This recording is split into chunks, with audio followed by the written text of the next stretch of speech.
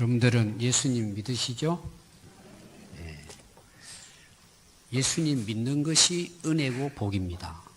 진짜 큰 복이죠. 우리가 예수 믿는 것을 그냥 죽으면 천국 간다, 이 정도로 생각하는 사람도 많아요. 이 세상에 사는 거하고는 별 상관이 없고 예수 믿으면 구원받아서 천국 가면 된다. 그건 잘못된 믿음이에요. 진짜 우리가 마음 중심으로 예수님을 믿으면 내가 새 사람이 돼요. 여러분, 새 사람이 되면 어떻게 될까요? 새로운 생활을 하는 거예요.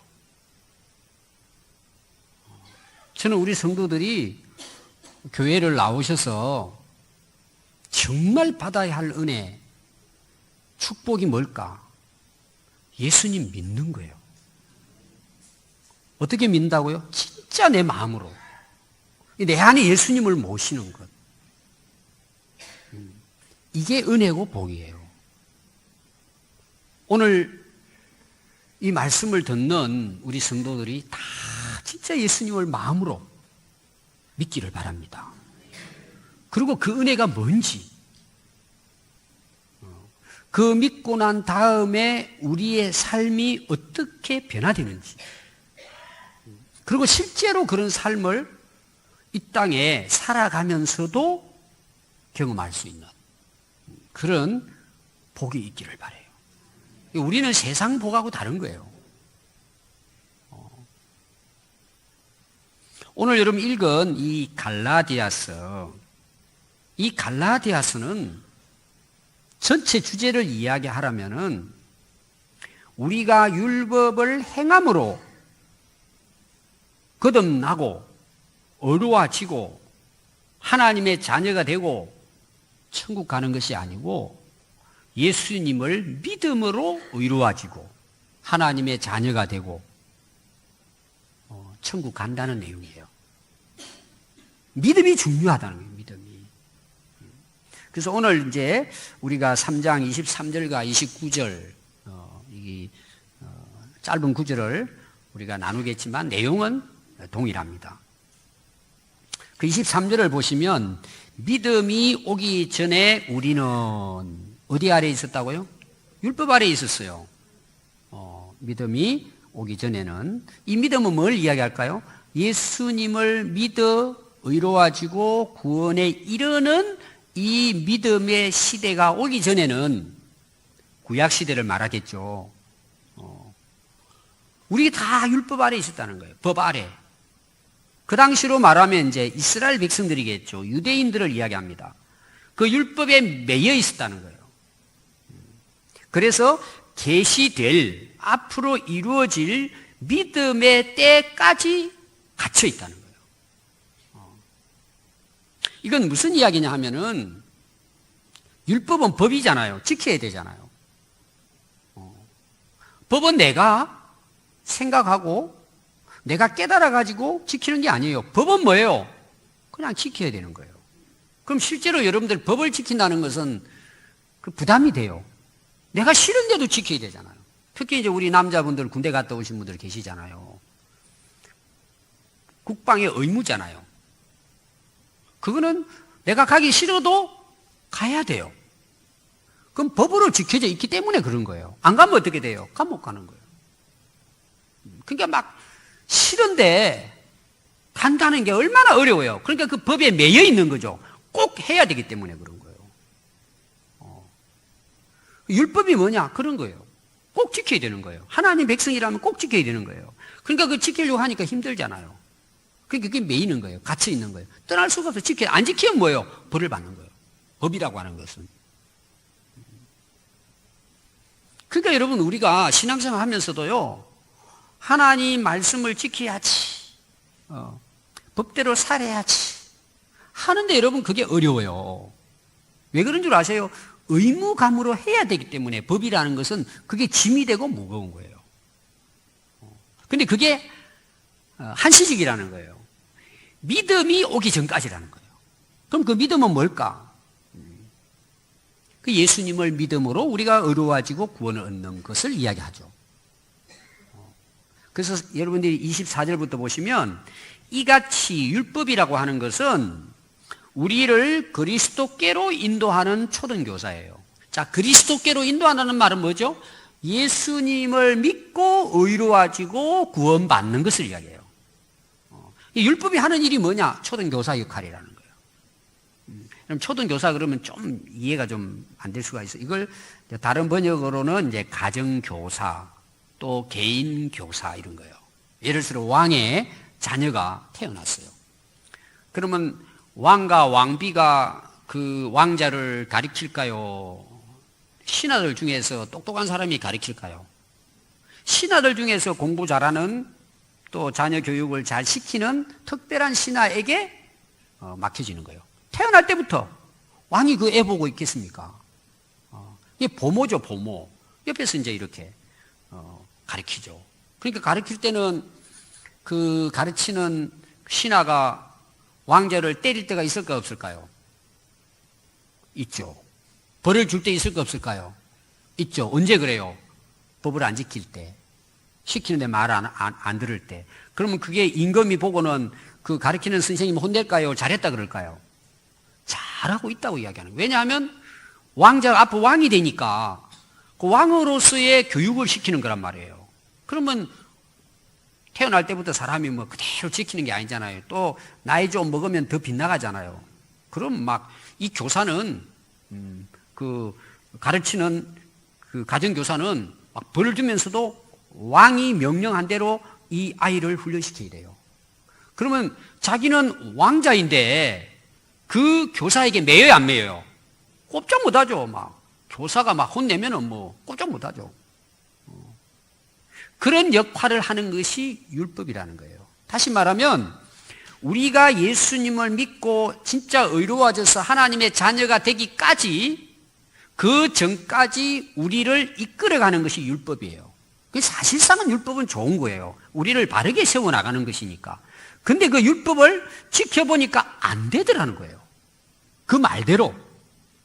여러분, 우리나라도 법이 있잖아요. 굉장히 법이 좋죠. 우리 백성들이 법으로만 산다면 어떻게 될까요? 법원도 필요 없어요. 검찰청도 필요 없어요. 경찰도 필요 없어요. 아마 그것만 해도 우리는 그냥 평생 먹고 살 거예요. 근데 그렇게 좋은 법이 있어도 사람들이 법을 어겨요, 안 어겨요? 여러분들은 법을 잘 지키고 계십니까? 하루에도 몇 번씩 법을 어겨요. 여기 아마 운전하고 다니는 사람들은 항상 양심에 걸릴 거예요. 신호등 그냥 지나가는 예사고, 아무데나 그냥 확 돌아버리고, 끼어들고, 속도 내고, 하루에도 수십 번이나 법을 어깁니다, 사실은. 그러니까 우리가 법을 그대로 100% 지킬 수 있느냐? 없어요. 그러니까 법은 우리에게 항상 뭐예요? 짐이 되는 거예요. 어려운 거예요. 율법은 그런 거예요. 율법은 굉장히 좋은 건데 실제로는 우리가 못 지켜요. 그럼 못 지키게 되니까 어떤 일이 일어나요? 야, 이거 없이 좀 우리가 좀 어려워지고 새로워지고 좀 구원받을 수 있는 길이 없을까? 그 막 억눌리니까 율법이. 그러니까 이 초등교사는요, 이제 왕자가 자랐잖아요. 이렇게 자라가 나이가 20살, 뭐 30살 이제 어른이 돼버렸어요. 그럼 교사는 거기서 끝나요. 할 일이 없어요, 이제. 알아서 왕이 되는 거예요. 자유함을 얻는단 말이에요, 이제는. 그러니까 우리가 믿음으로 구원받아 하나님의 자녀가 된다는 것은 자유함을 의미하는 거예요. 뭘로? 율법으로부터. 그럼 율법으로부터 자유가 왜 그래요? 율법이 할 수 있는 그 한계는, 야, 너희들 율법 지키니까 안 되니까 예수 믿어야 의로워지고 진짜 자유함을 얻고 구원받는다. 거기까지 역할만 하고 끝나는 거예요. 그게 초등교사예요. 그런데 전에 우리 이 성경 개정되기 전에 성경에는 몽학 선생이라고 나와요. 한번 따라해 볼까요? 몽학 선생. 이렇게 기록이 되어 있습니다. 그러면 몽학이라는 게 뭔 뜻이에요? 몽학 선생. 그냥 우리는 모르고 그냥 읽고 나간 거죠. 몽학 선생. 그 몽자는 몽고 몽자예요. 몽고라는 나라의 몽자예요. 중국의 역사를 보면 몽고가 한때 중국을 지배했습니다. 노예가 된 거죠. 큰 중국 땅이 몽고에 의해 가지고. 그러니까 이 몽고 나라에서 그 중국을 그 자기화시키기 위해서 어떤 정책을 세우느냐. 그 몽고 선생님을 통해서 언어를 몽고 말로 하도록 가르친 거예요. 이거는 일본이 우리나라에게 행한 거랑 똑같아요.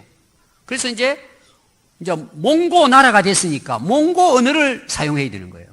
그래서 중국말은 다 없애버리고 몽고 선생님이 학교에서 몽고어를 가르치는 거예요. 몽골어죠. 몽골어. 우리 이제 교회에서도 선교 우리 탐방할 때에 내몽고 같잖아요. 그 내몽고가 몽고예요. 내라는 것은 중국 안에 있는 몽고 이런 거예요. 나중에 중국이 이제 몽고를 물리치고 그 몽고가 이제 중국 안에 들어있는 게 내몽고, 떠나있는 것이 몽골이에요. 그게 이제 우리 교회에서 한 10몇 개 교회를 이제 건축해 줬죠. 굉장히 어려우니까. 가보면은요, 언어가 너무 재밌어요. 길거리 쭉 가잖아요, 표시판에요. 특징이 딱 있어요. 위에서 아래를 씁니다, 몽골어는. 어떻게 해서 그냥 거의 다 니얼이에요, 그냥. 진짜 지렁이가 기어가는 것처럼 다 돼 있어요. 근데 말도 그렇게 해요. 꼭 그 자갈이 굴러가는 것처럼 롤롤롤 읽습니다. 우리는 못 알아듣죠. 그게 몽고예요. 그러니까 얼마나 어렵겠어요. 한자를 공부하는 사람이 몽골 선생님이 가르치는데 또 숙제 내주고 안 하면 어떻게 될까요? 때리겠죠. 옛날 그 일본 선생님들 얼마나 그랬습니까? 일본말 가르칠 때. 그러니까 완전히 가면은요, 하기 싫은데 배우기 싫은데 배워야 돼요. 이게 율법이라는 거예요, 사실은. 그러니까 얼마나 그 안에 우리가 억압되냐 이 말이에요. 율법 아래에서. 지킬 수도 없는데.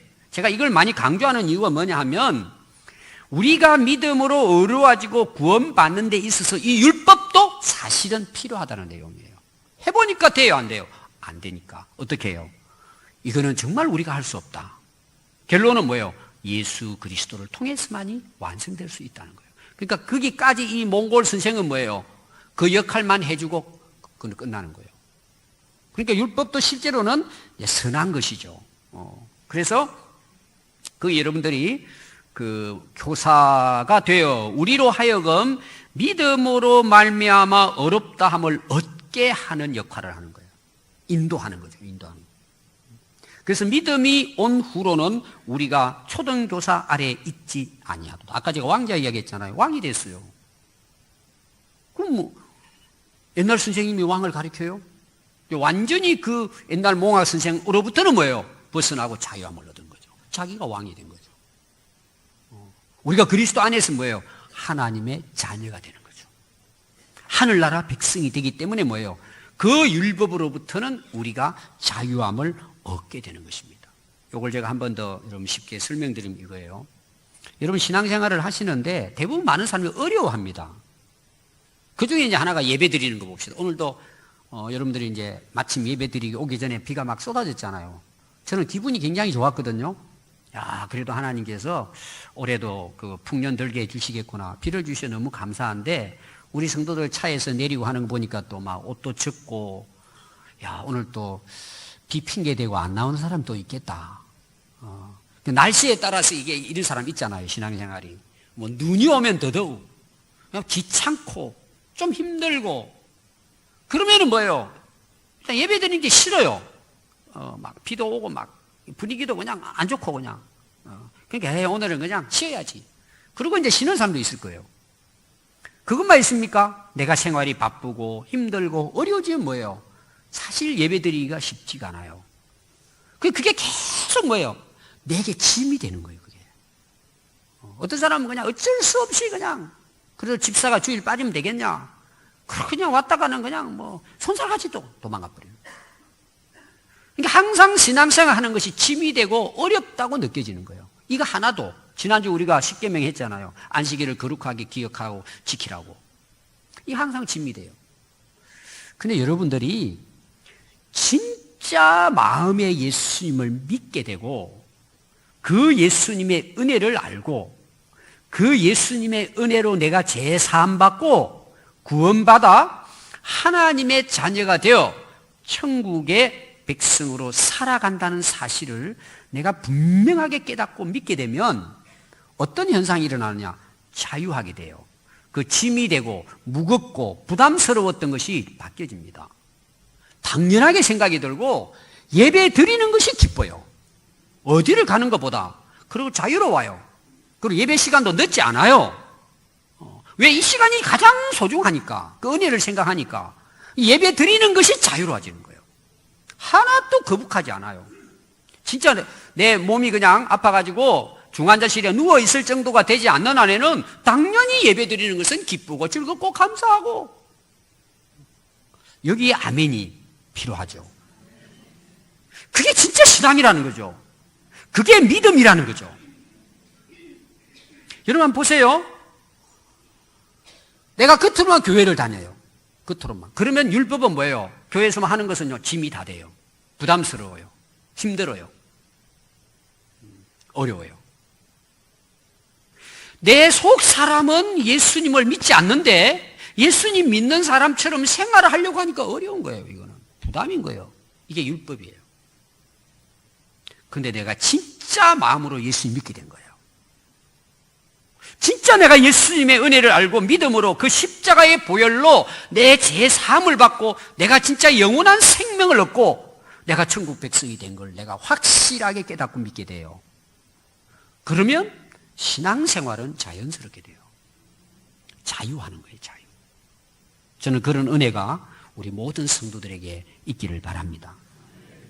여러분 26절에 보면 너희가 다 믿음으로 말미암아 그리스도 예수 안에서 하나님의 아들이 되었다. 이 아들이 됐다는 말이 뭐냐? 자유를 이야기합니다. 제가 한 예를 들어보겠습니다. 또 링컨 대통령 그 일대기에 이런 이야기가 나와요. 그 굉장히 그 미국의 16대 대통령, 미국뿐만 아니라 세계적으로 책에 나올 정도로 이제 훌륭한 대통령이잖아요. 근데 이 대통령을 움직이는 사람이 있어요. 아무도 움직이지 못하는데 딱 한 사람만 대통령을 집무실에 들어가 가지고 움직이는 사람이 있어요. 그럼 누굴 같아요? 오늘 그 말씀을 보면은 그 힌트가 나오잖아요. 그 아들이에요. 집무실에 아무나 못 들어가거든요. 대통령 집무실에는. 옛날에는 뭐 더 왕의 집무실은 말할 것도 없고. 근데 이제 아들이 오잖아요. 아들이. 그럼 그냥 모든 게 그냥 자유예요. 자유. 통과요. 그리고 그냥 문 닫고 딱 들어가잖아요. 그럼 이 아들은 어떻게 할까요? 막 낭장판을 치죠. 그 아버지가 막 뒤따라다니면 이제 이게 뭐예요? 정리해야 되고. 그러다가 이제 어떤 그 장관이 급한 일이 있어가지고 대통령이 집무실을 들어왔는데 놀라운 광경이 일어난 거예요. 대통령이 기어다니는 거예요. 목을 타고 아들이 이리가 저리가, 우리나라 말로 말하면 대통령이 기어다니면서 이렇게 하는 거예요. 그게 아들이에요.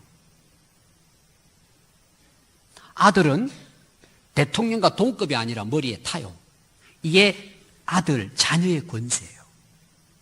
우리가 예수를 믿고 하나님의 아들이 된다는 것은 이와 같은 자유함을 얻는 거예요. 하나님과의 관계가. 이게 자녀의 권세예요. 자유라는 말이에요. 율법 안에는 매이는데 믿음을 통해서 거듭나서 하나님의 자녀가 된다는 것은 자유함이에요. 해방이에요. 하나님이 인정하시는 의로한 자가 되는 거예요. 그래서 여러분 27절에는 이걸 어떻게 표현하고 있느냐 하면 누구든지 그리스도와 합하기 위하여 세례를 받은 자는, 우리가 예수 진짜 마음으로 믿고 세례를 받으면 그리스도로 옷을 입은 것과 같다는 거예요. 실제로 우리가 옷을 입는다는 의미는 아니죠. 영적인 이제 설명이. 옷을 입는다는 말은 뭐예요? 신분의 변화를 이야기해요. 28절 보니까 너희는 유대인이나 헬라인이나 종이나 자유인이나 남자나 여자나 다 그리스도 안에서는 하나예요. 신분의 차이가 없어요. 빈부귀천, 남녀노소 차이가 없어요. 하나입니다.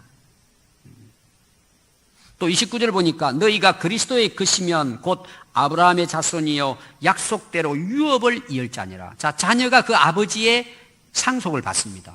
재산의 상속을 받죠. 무슨 상속을 받을까요? 우리는 천국의 상속자들이에요. 우리가 하나님의 아들이 되면 믿음을 통해서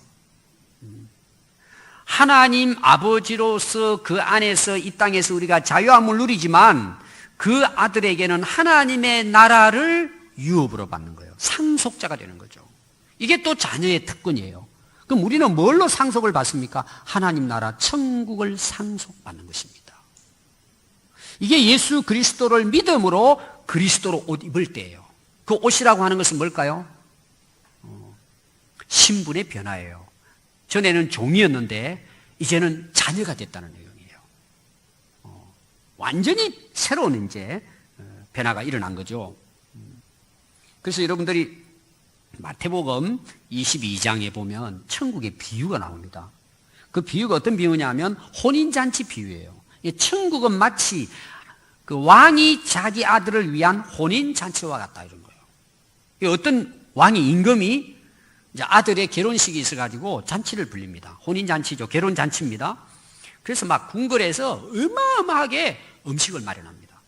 그리고는 먼저 초대할 사람들에게 종들을 보내가 초대장을 보내요. 그랬더니 처음에 초대받은 사람이 싹 무시해버리는 거예요. 싫어. 아니 그냥 한마디 안 간다는 거예요. 두 번째 왕이 속은 좀 상하지만 또 다른 사람을 초청자를 정해가지고 종을 보냅니다. 그러면서 왕이 거기는 메뉴를 이야기해요. 야, 우리가 요찬을 마련했는데 이렇게 등심에다가 이런 이제 막 메뉴를 거기 보니까 썼어요. 다 이렇게 준비를 했다. 와서 이 잔치에 참여해 달라. 그랬더니 반응이 뭐냐 그러니까 돌아보지도 아니하고 한 사람은 나 지금 바싸가지고 밭일 바쁘니까 가시오. 또 한 사람은 나 사업 바빠 지금 돈 많이 벌고 있는데 그 갈 시간이 어디 있냐. 그리고 싹 무시해버리는 것입니다. 그리고 별 할 일도 없는 사람들은 그 종들을 불러가지고요 쭉 패가지고 죽여버리는 거예요.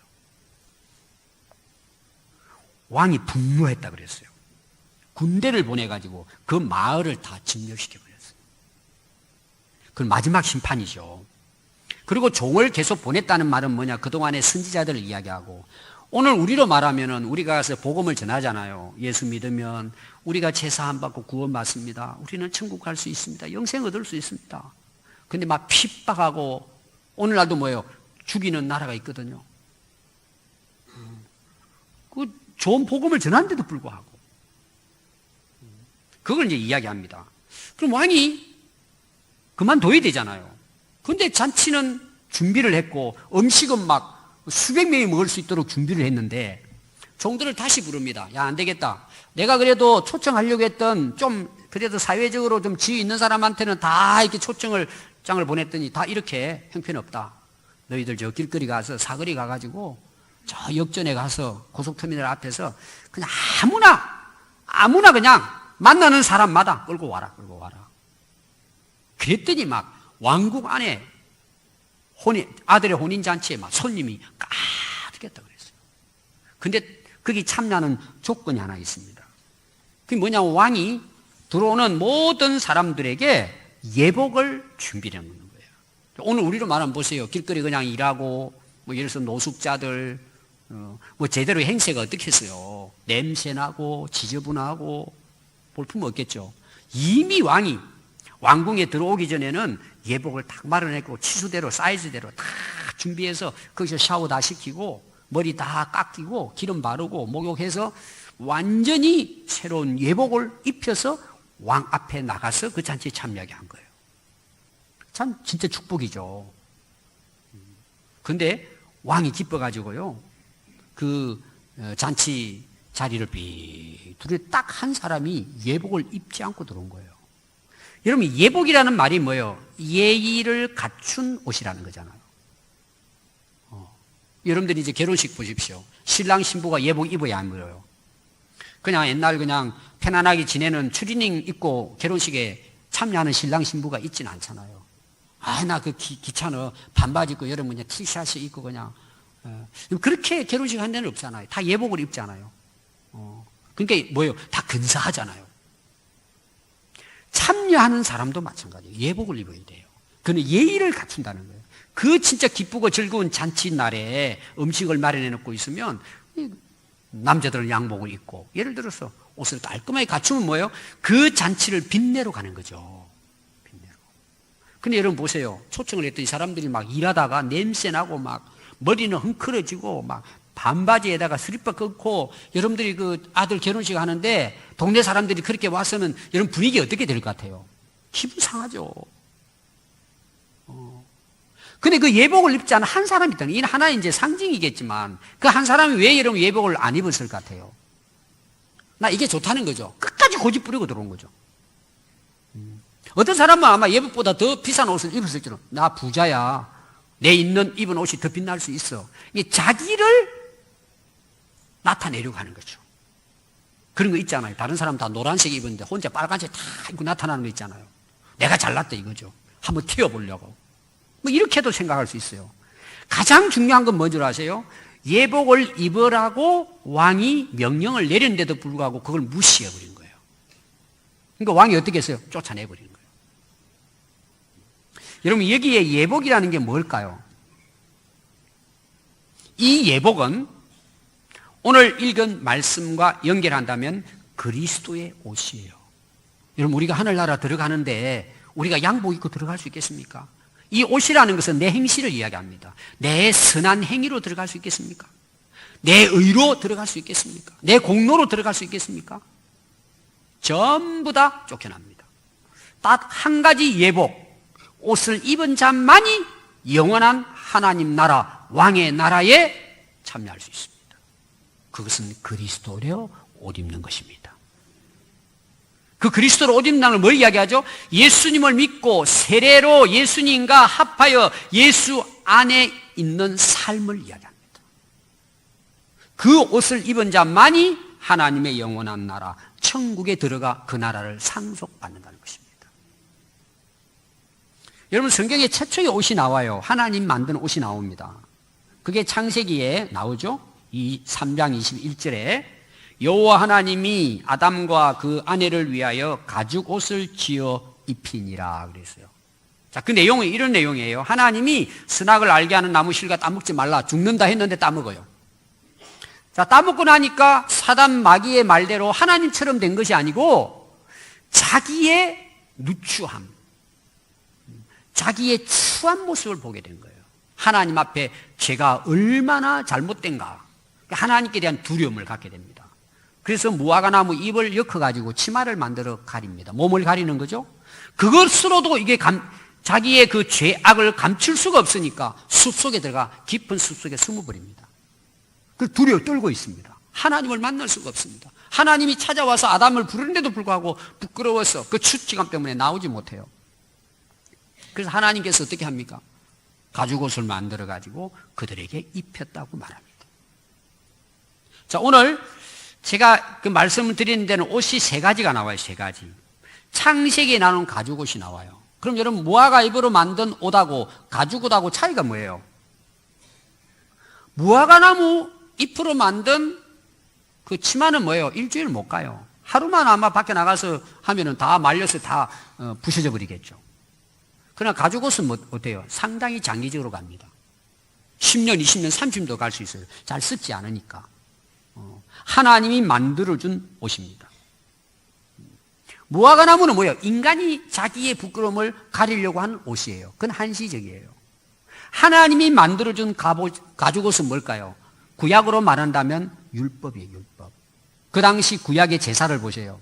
우리의 죄를 속죄함 받기 위해서는 어린 양을 죽여가지고 대신 희생의 제사를 드리고 제사함을 받아요. 근데 그것도 뭐예요? 믿음이 오기까지예요. 기간은 장기적이지만 그것도 영원하지는 못해요. 그 마지막 어린 양이 누구세요? 예수 그리스도이세요. 하나님의 아들로 이 땅에 오셔서 우리의 죄를 대신해서 십자가에 희생당해 주신 분이에요. 우리가 그분을 믿고 세례를 받게 되면 하나님께서 보이진 않지만 영원한 옷을 입혀주시는데 그리스도의 옷이에요. 그 옷을 입은 자만이 뭐예요? 영원히 우리의 죄가 감추어지고 가리워지고 면제되고 용서받고 구원받는다는 것입니다.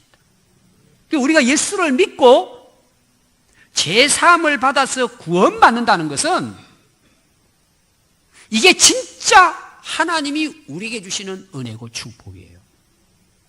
이게 우리가 예수 믿는 뜻입니다. 그럼 어떻게 될까요? 정말 우리가 그리스도로 옷을 입는다는 것은 그렇게 살아간다는 의미예요. 여러분, 내가 예수 믿고 거듭나면 어때요? 그렇게 살게 되어 있는 거예요. 내가 거듭나지 않기 때문에 율법에 매여 있는 거예요. 내 어떤 생각으로 내 방식대로 신앙생활 하려고 하니까 힘들죠. 짐이 되죠. 무겁죠. 그러니까 원망, 불평이죠. 우리가 거듭나서 정말 그리스도로 옷 입고 하늘나라의 상속자로 하나님의 자녀로 살아가면 뭐예요? 항상 감사해요. 자유하고 살아갈 수 있어요. 하나님의 은혜로 늘 살아갈 수 있는 것입니다. 그래서 여러분, 구약에 보면은 이스라엘 백성들이 애굽에서 구원함을 얻잖아요. 근데 구원받고 난 다음에 하나님께서 이스라엘 백성들에게 절기를 지키라고 중요한 절기 3가지를 이야기해요. 하나가 유월절이에요. 유월절은 정월날 드려요. 그럼 정월날 유월절 제사를 드리면서 목적이 뭔 줄 아세요? 애굽에서 고난받은 400년 동안의 고난을 기억하라는 거예요. 너희들 과거에 거기에서 노예 생활했다. 근데 너희들이 하나님의 은혜로 구원받아 너희들이 지금 가나안 땅에 이렇게 편안하게 살고 있다. 이걸 잊지 말라는 게 유월절입니다. 두 번째가 뭐예요? 77절입니다. 유월절이 지난 50일째 되는 날이에요. 그걸 오순절이라고도 하고 오늘 우리로 말하는 맥추절이에요. 이는 어느 절기냐? 처음에 추수를 거둘 때예요. 우리나라로 말하면 이제 보리를 거둘 때죠. 그리고 그때에 하나님 앞에 또 절기로 제사를 드리라는 것입니다. 그럼 이 오순절, 칠칠절, 이 맥추절은요, 이스라엘 백성들이 애굽을 출발해가지고 한 달 정도 지난 후에 시내산에 도착하고 하나님께서 그들에게 율법을 내려준 날이에요. 하나님의 말씀이 주어진 날을 그 말씀을 잊지 말고 기억하라는 거예요. 세 번째 절기가 뭘까요? 초막절입니다. 초막절. 또 수장절이라고도 이야기해요. 이거는 가을 추수입니다. 한 해의 마지막 추수를 하고 거두어드리면서 하나님 앞에 이 절기를 지키라는 거예요. 그 추수에 대한 어떤 그 예물을 가지고. 그럼 그 추수에 대한 감사를 드리라는 의미일까요? 사실은 그게 아니에요. 너희들이 40년 동안 광야 생활을 하면서 하나님이 도우시고 은혜를 주셔서 너희들이 여기까지 왔다는 거예요. 그때를 감사하고 기념하라는 것입니다. 여러분, 구약의 절기를 잘 보시면은요, 아주 그 중요한 그 절기에 이 절기를 지키라고 한 거예요.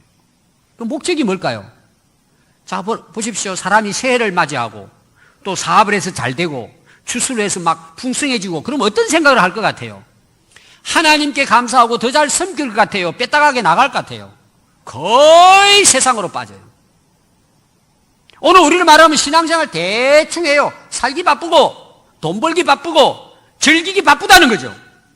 그리고 타락해버려요. 하나님을 버리게 되는 거예요. 그리고 망하는 거예요. 오늘 우리도 돌아봐야 될 부분이에요.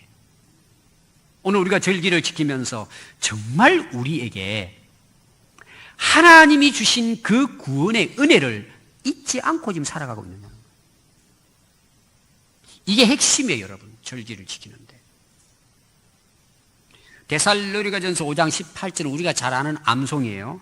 범사에 감사하라. 이것이 그리스도 예수 안에서 너희를 향하신 하나님의 뜻이라고 그랬어요. 여러분, 어떻게 사도 바울이 범사에 감사하라고 했는데 명령이잖아요. 여러분, 범사에 감사하고 사십니까? 모든 일에 감사하고 사십니까? 어렵죠. 좋은 일만 있는 게 아니라 어렵고 힘든 일도 많잖아요. 근데 이게 하나님 뜻이래요. 뜻이라는 뭐예요? 지켜야 된다는 거예요. 범사에 감사하라는 것입니다. 근데 여러분, 이게 안 되거든요. 여러분, 이유가 있어요. 왜 안 되는지 이유가 있어요. 내가 그리스도로 옷을 입지 않았기 때문이에요. 그리스도의 은혜를 모르기 때문에 잊어버린 거예요.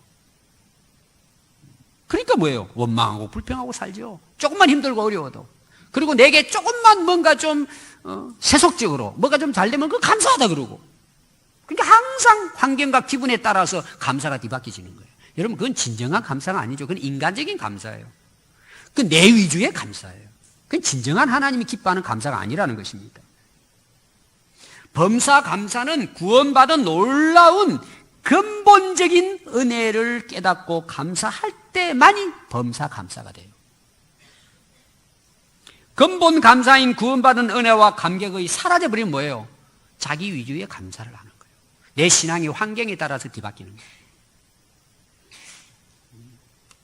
여러분, 범사에 감사하고 살아간다는 것은 하나님을 늘 기억하고 사는 거예요. 하나님을 늘 중심에 모시고 그분의 말씀을 순종하고 그분의 뜻을 따라 살아간다는 의미가 있는 거예요. 범사감사라는 의미는. 근본 감사로 범사에 감사하며 살아가는 모든 삶이 뭐예요? 하나님의 뜻을 이루는 삶이에요. 근본 감사로 범사에 감사하며 살아가는 것은 하나님과 동행하는 삶이에요. 하나님의 나라를 이루는 삶이고 또 범사에 감사하고 살아가게 되면 이 세상의 모든 유혹과 죄악을 이겨요. 이겨내는 능력이 되는 거예요. 여러분들이 진짜 마음으로 예수 그리스도를 믿고 내가 그 은혜를 깨닫고 그 은혜에 대해서 감사하며 살아가면 매일의 삶이 감사해요. 그것이 그리스도인의 삶이고 세상 사람들이 봤을 때 그리스도인이라고 하는 증거가 되는 거예요. 여러분들의 살아온 삶을 한번 돌아보십시오. 여러분 어떻게 살아오셨는지. 범사에 감사하고 살아오셨습니까? 왜 그렇게 못했죠? 근본 감사를 모르기 때문이에요. 내가 은혜로 구원받은 그 놀라운 은혜를 잊어버린 거예요. 그러니까 뭐 주어진 그냥 현실에 바빠가지고 원망하고 불평하고 짜증내면서 신앙생활 하는 자체가 이제 짐이 돼버리고 그리고 하나님과 멀어져 버리는 거예요. 그럼 결국 어떻게 될까요? 불행해지는 거죠. 여러분 요한계시록 16장 15절에 보면 보라 내가 도둑같이 오리니 누구든지 깨어 자기 옷을 지켜 벌거벗고 다니지 아니하며 자기의 부끄러움을 보이지 않은 자는 복이 있도다. 이게 뭐예요? 그리스도로 옷 입은 자가 복이 있는 자고 마지막 때에 하늘나라에 들어갈 하나님의 자녀라는 거예요. 여러분 지금 시대가 악해요. 오늘 여러분 이 말씀을 통해서 여러분들이 마음 중심으로 예수 믿고 거듭나서 그리스도로 옷 입고 하늘나라 가는 그날까지 승리하는 여러분들 되시기 바랍니다. 기도하겠습니다.